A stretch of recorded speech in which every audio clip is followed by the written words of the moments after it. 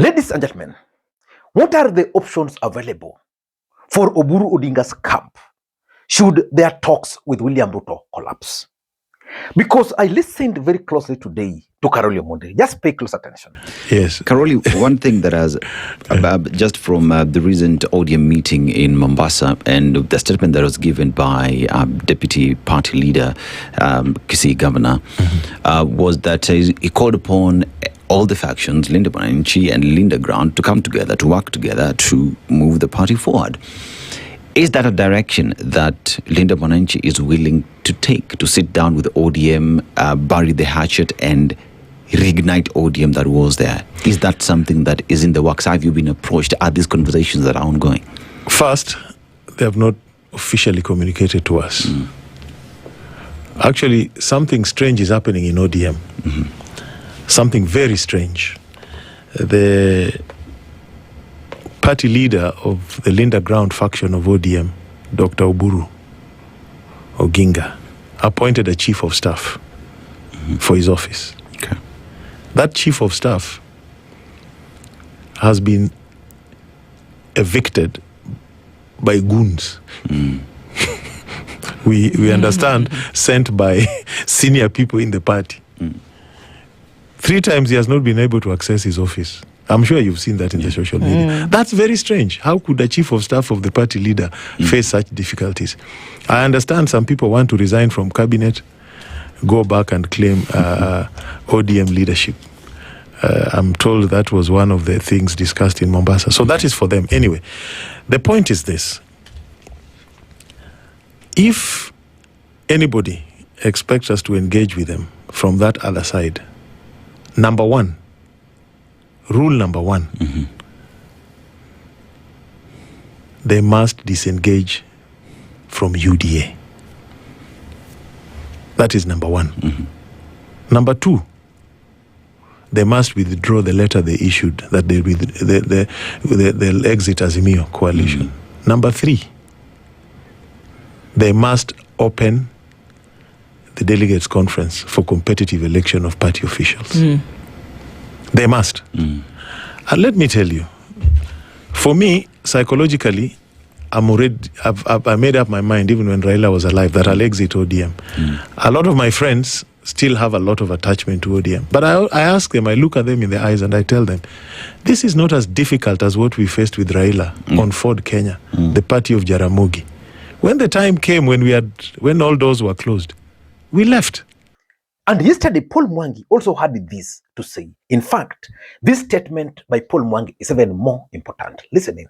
I'm coming to make a presentation today on the issue of coalition building because ODM is about to go into its negotiations on coalitions, and they are saying they are looking for a coalition partner.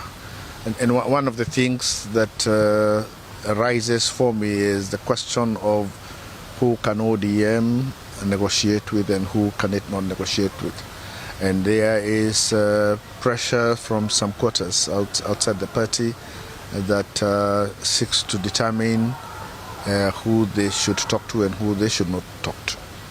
And with some people being viewed as beyond redemption. And my message to the party leadership and my presentation says that for Raila there was no person that was ever beyond redemption, and Raila always gave everybody a chance to redeem themselves, so that within the party and within the people he worked with, I do not think there is anybody who did not at one time or another let down Raila. Some of them in fact betrayed him. I do not think there is anybody in Kenya's political space today, and anybody of significance, who has not in one way or another had a run-in with Raila. In fact, some of them are known to have betrayed him in a very bad way. But first of all, let us begin by looking at what can cause the talks between UDA and ODM to collapse. Number 1, politics is a dynamic game. It keeps on changing. So the ground might be very difficult for Oburu Odinga's camp, as long as they're working with Ruto, And therefore, they might decide that for our political survival, let us pull out.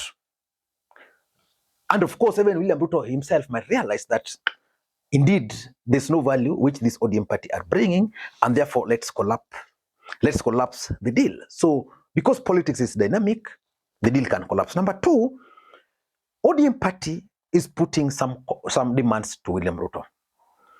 Those demands, some of them cannot be met.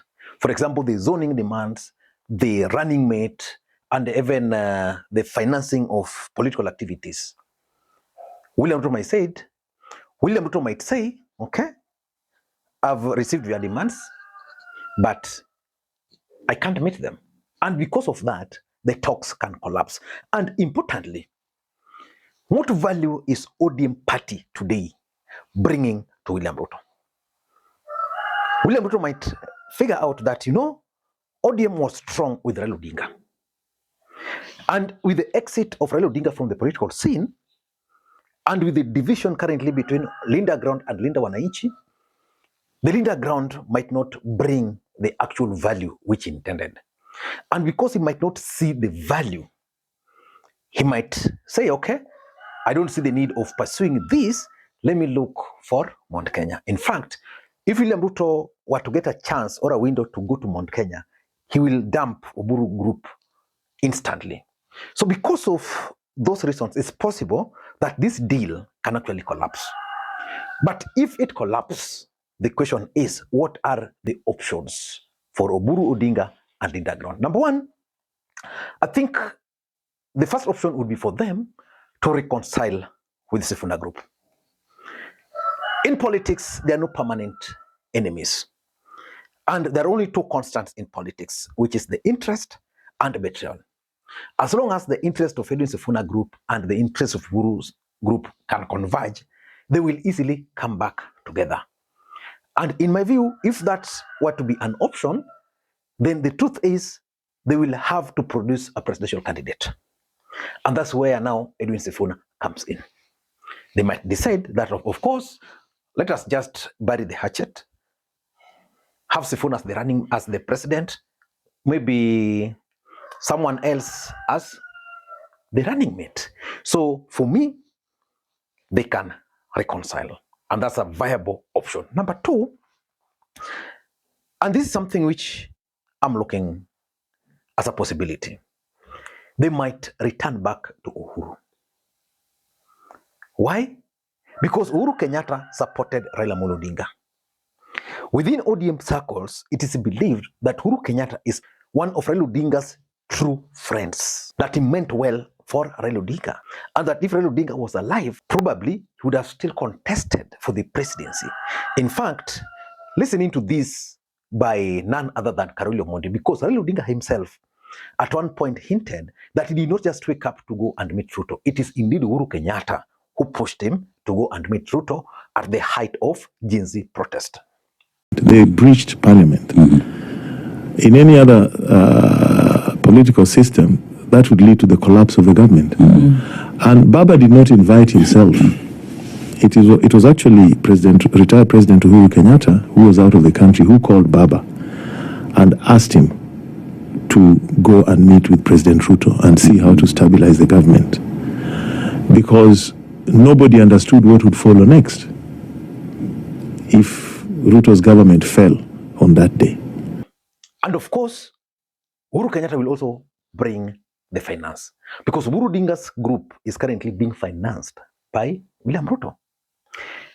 Number three, and this is also a viable option, that they can go back to ODM, reconcile with the Sifuna group, and then revive the Azimio or NASA, which would mean going back to Kalonzo Musyoka and reconciling with Stephen Kalonzo Musyoka.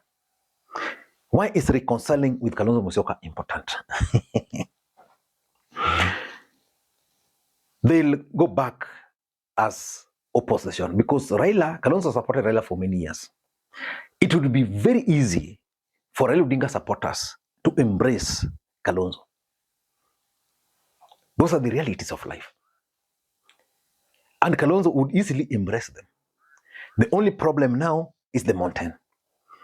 It cannot be guaranteed that if ODM is supporting Kalonzo, Mount Kenya will be still with Kalonzo. And Kalonzo is now more comfortable because he has the mountain. And remember, politics is a game of numbers. There's no other place you can get numbers than the mountain. But that's also a possibility.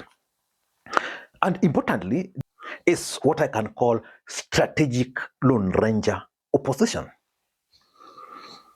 If the ODM party can reconcile, reactivate their bases, then they can confront a united, strong opposition as Lone Ranger, as ODM. They'll be sure of securing serious seats, which they will then use to negotiate post-election. Because ODM made a name as opposition. In fact, the problem Oburu Dinga group are facing today is because they're supporting the government. Remember, Raila Odinga actually faced the same when he was with Uhuru Kenyatta. ODM is engineered and is wired to play opposition politics. So when you take them to government, it's like taking a tortoise from the water and putting it outside the water. It will not thrive. ODM can thrive as opposition. The people, sometimes I see people mock today. Someone like Wanga, someone like Junet. If they decide to put on opposition clothes, for example, if Junet today was in that Linda ground, you can guess the kind of trouble William Ruto would be facing. But because now they're in government, they have to play by the rules. And that's why they are unpopular today. But the truth is, they can pick to go back to that opposition politics. And lastly, they can focus on their strongholds. They can say, okay, our stronghold is Coast, Nyanza, Western. We combine forces with the Linda Wananchi, then focus on those grounds. The truth is, Linda Wananchi has even grown bigger than now ODM party, and therefore it's going to be very difficult for Linda Wananchi has actually grown bigger than the ODM. And therefore, in their minds, they won't see the need of reconciling with the Oburu group. I don't know what you think. That's my take. Until next time, this is Makwiny. Bye-bye.